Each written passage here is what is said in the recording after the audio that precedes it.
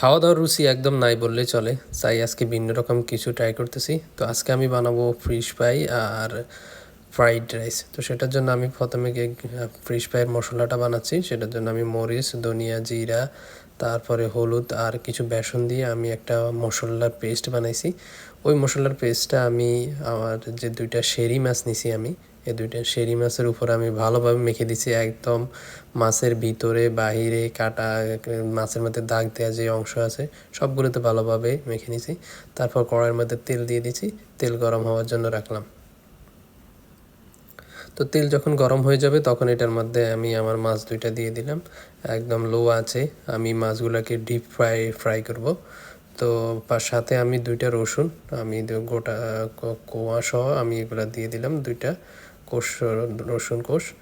তারপরে এটা যখন এক পাট হয়ে যাবে, এক পাশ হতে আমি 10-15 মিনিট, যেহেতু লো আছে করতেছি 10-15 মিনিট সময় লাগে।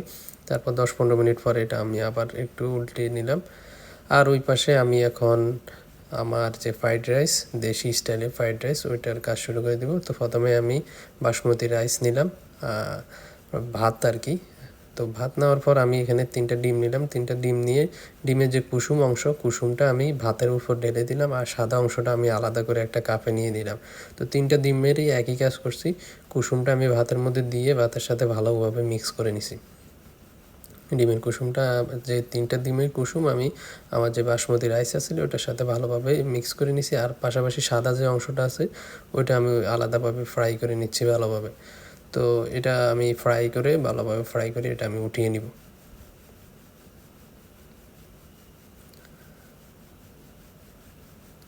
তো ডিম ভাজা যখন শেষ হয়ে যাবে ডিমগুলো আমি উঠিয়ে নিলাম ভালোভাবে। তারপরে আমি আমার ফ্রাইড রাইসের পরবর্তী স্টেপগুলো শুরু করব। তো এখানে পেঁয়াজ, কাঁচামরিচ, তারপর টমেটো আর কিছু সবজি নিছি আমার কাছে যা অ্যাভেলেবেল ছিল, ওইগুলো দিয়ে আমি লবণ দিয়ে এগুলোকে ভালোভাবে আমি পাকাবো। যখন সবজিগুলো ভালোভাবে পেকে যাবে তখন এটার মধ্যে আমি হালকা কিছু মশলা দিব, খুব বেশি পরিমাণে না, নর্মাল।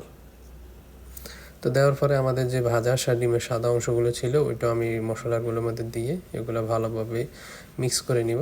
তো এগুলো মিক্স করার পরে আমি আমাদের যে কুসুম মাখানো, ডিমের কুসুম মাখানো যে রাইসগুলো ছিল ওইগুলো আমরা দিয়ে ভালোভাবে মিক্স করব। একদম লো আছে, এগুলো আস্তে আস্তে পাকাতে থাকবো। আর ওই পাশে আমাদের মাছ ভাজাও প্রায় শেষ হচ্ছে, আর আমাদের ফ্রাইড রাইসও হয়ে গেছে। তো এটাই হলো আমার আজকের রেসিপি। আমার আজকে মানে যে খাওয়ারের যে রুচিটা চলে গেছে, রুচি ফেরানোর জন্যই মূলত আজকের আয়োজন। খুবই সিম্পল আইটেম, কোনো ওইরকম কোনো জটিল কিছু না। তারপরেও আমি ভিন্ন কিছু ট্রাই করলাম আর কি।